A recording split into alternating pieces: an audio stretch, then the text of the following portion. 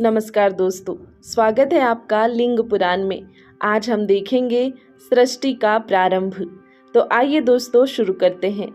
सूत जी कहते हैं, प्राथमिक रचना का जो समय है वह ब्रह्म का एक दिन है और उतनी ही रात्रि है। संक्षेप से वह प्राकृतिक पदार्थों का वर्णन है। वह प्रभु दिन में सृष्टि करता है और रात्रि में प्रलय करता है। इस उपचार से ब्रह्मा का सृष्टि करने का समय रात कहलाता है। दिन में विकार, विश्व देवा, सभी प्रजापति, सभी ऋषि स्थिर रहते हैं।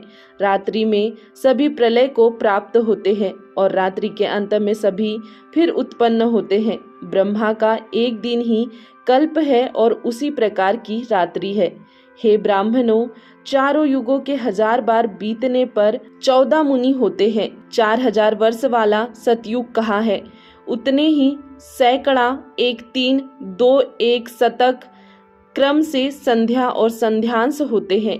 संध्या की संख्या 600 है जो संध्यांश के बिना कही गई है। अब त्रेता, द्वापर आदि युगों को कहता हूँ। 15 निमेष की एक काष्ठा होती है। मनुष्य के नेत्रों के 30 पलक मारने के समय को कला कहते हैं। हे ब्राह्मणों, 30 कला का एक मुहूर्त होता है और 15 मुहूर्त की एक रात्रि तथा उतना ही दिन होता है।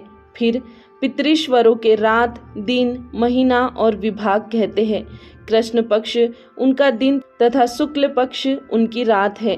पितृश्वरों का एक दिन रात मनुष्यों के 30 महीना होते हैं। 360 महीनों का उनका एक वर्ष होता है। मनुष्यों के मान से जब 100 वर्ष होते हैं तब पितृश्वरों के 3 वर्ष होते हैं। पुनः देवताओं के दिन रात्रि का विभाग बताते हैं। उत्तरायण सूर्य रहे तब तक दिन तथा दक्षिणायन में रात्रि होती है। यही दिन रात देवताओं के विशेष रूप से कहे गए हैं। 30 वर्षों का एक दिव्य वर्ष होता है। मनुष्यों के 100 महीने, देवताओं के 3 महीने होते हैं। मनुष्यों के हिसाब से 360 वर्ष का, देवताओं का 1 वर्ष होता है। मनुष्य के वर्षों के अनुसार 3300 वर्षों का सप्त ऋषियों का 1 वर्ष होता है और 9090 वर्षों का ध्रुव वर्ष होता है। इस प्रकार 36000 मनुष्यों के वर्ष के अनुसार दिव्य यानी देवताओं के 100 वर्ष होते हैं। 3,60,000 मनुष्यों के वर्षों का देवताओं का 1000 वर्ष होता है। ऐसा जानने वाले विद्वान लोग कहते हैं। दिव्य वर्ष के परिणाम से ही युगों की कल्पना की गई है। पहले सतयुग, त्रेता, द्वापर, फिर कलयुग कहा है। मनुष्यों के मान से तथा दिव्य वर्षों के प्रभाव से कृत युग 100,000 वर्षों का तथा 40,000 वर्ष का है। 10,100 वर्ष पुरुषों की संख्या से तथा दिव्य वर्ष 80,000 वर्ष त्रेता के कहे हैं। मनुष्यों का 7 लाख तथा देवताओं के 20,000 वर्षों का द्वापर का काल कहा है तथा 100,003 वर्ष मनुष्यों के मत के अनुसार तथा दिव्य 60,000 वर्ष का कलयुग कहा है। इस प्रकार यह चतुर्युग का काल संध्या और संध्यांशों के बिना ही कहा गया है। हे ब्राह्मणों, चतुर्युग की संख्या कह दी। 1000 चतुर्युगी का एक कल्प होता है।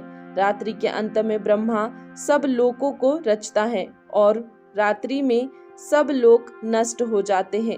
कल्प के अंत में जब प्रलय होती है तो महर लोक से जन लोक से चले जाते हैं। ब्रह्मा के 8000 वर्ष का ब्रह्म युग होता है। युग सहस्त्र दिन का होता है। उसमें सब देवों की उत्पत्ति होती है। कालात्मा ब्रह्मा के काल अनेक नाभ से कहे हैं, जैसे भव, दभव, तप, भव्य, रंभ, ऋतु, वर्ही, हव्याह, सचित्र, शुक, उसीक, कशिक इत्यादि अनेक नाम हैं। इस प्रकार ब्रह्मा के कल्पों आदि की संख्या कही जो करोड़ों है। उसके बहुत सा काल बीत गया तथा बहुत सा शेष है। कल्प के अंत में सब विकार कारण में लय हो जाते हैं। शिव की आज्ञा से सब विकारों का संहार होता है। विकारों के नाश होने पर प्रधान और पुरुष दोनों रहते हैं। गुणों की समानता में प्रलय होती है और गुणों की विषमता से सृष्टि होने लगती है। आत्मा से अधिष्ठित प्रधान से अनेक कल्प तथा अनेक ब्रह्मा उत्पन्न होते हैं और विष्णु भी असंख्यातः उत्पन्न होते हैं और महेश्वर शिव तो एक ही रहता है। ब्रह्मा का द्वितीय परार्थ जब तक दिन है तब तक सृष्टि है, रात्रि होने पर सब नाश को प्राप्त होगे। भूः भुवः स्वः मह ऊपर के लोक है, स्थावर जंगम लय होने पर ब्रह्मा जल के भीतर सोता है, तब उसको नारायण कहा जाता है। रात्रि के अंत में वह जागता है, तब सर्वत्र शून्य देखता है और तभी वह सृष्टि रचने की इच्छा करता है। जल में डूबी हुई पृथ्वी को भगवान वराह रूप धारण करके उसका उद्धार करते हैं। नदी नद समुद्र आदि पूर्ववत स्थापित करते हैं। पृथ्वी को ऊंची नीची से रहित एक सी करते हैं और पृथ्वी पर जले हुए पर्वतों को पूर्ववत स्थापित करते हैं। भू आदि चारों लोकों को रचने के लिए सृष्टा पुनः अपनी मति यानी इच्छा करते हैं। दोस्तों आज के लिए इतना ही, इसके आगे देखेंगे हम कल के वीडियो में। तब तक के लिए धन्यवाद।